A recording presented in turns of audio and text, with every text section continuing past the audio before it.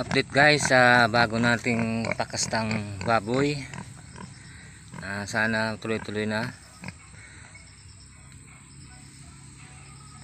2 linggo na siyang pinakastahan. Lumaki na po yung tiyan niya, lumabo na yung katawan niya, at lumabas na rin yung mga suso niya.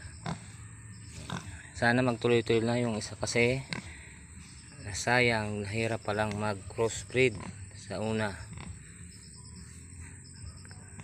Ayan, humiga na siya. Ayan, lumaki na yung mga didi niya, lumabas na, nabuhay.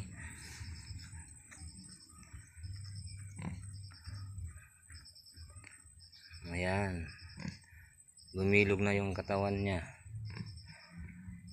Ayan.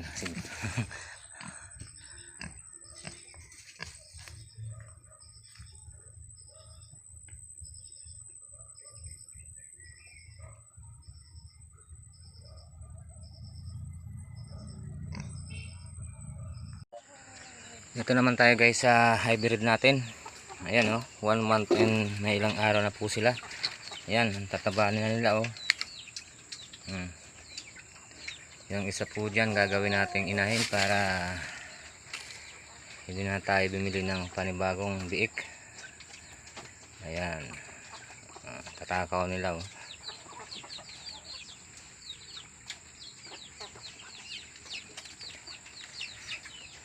Ayan yung mga manok natin dumarami na sila.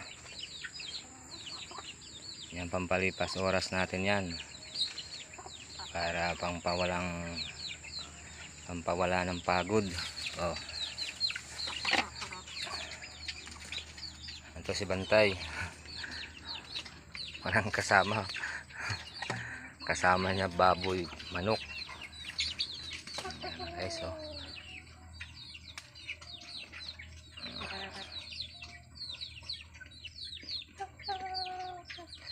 At dito guys, gagawa natin ng panibagong kulungan. Itong bagong bakanting lote pan ito.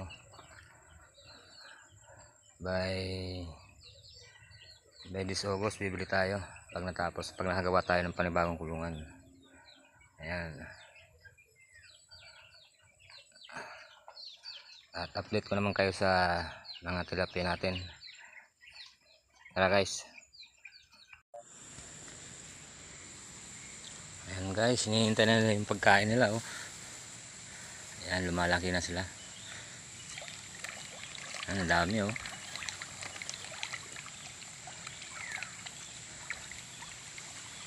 Nasa starter stage pa lang po sila. Baka next week grower ng ipapakain natin. Ayan guys Yan.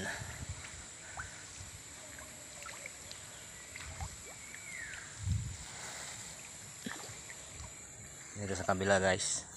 Ayan.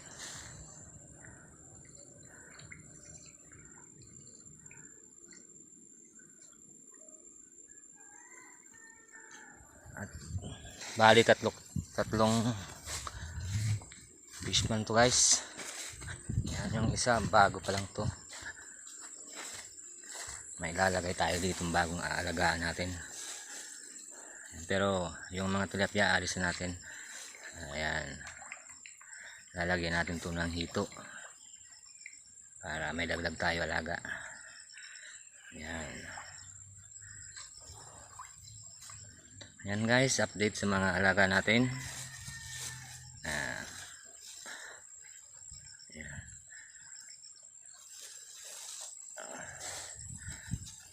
Ayan guys.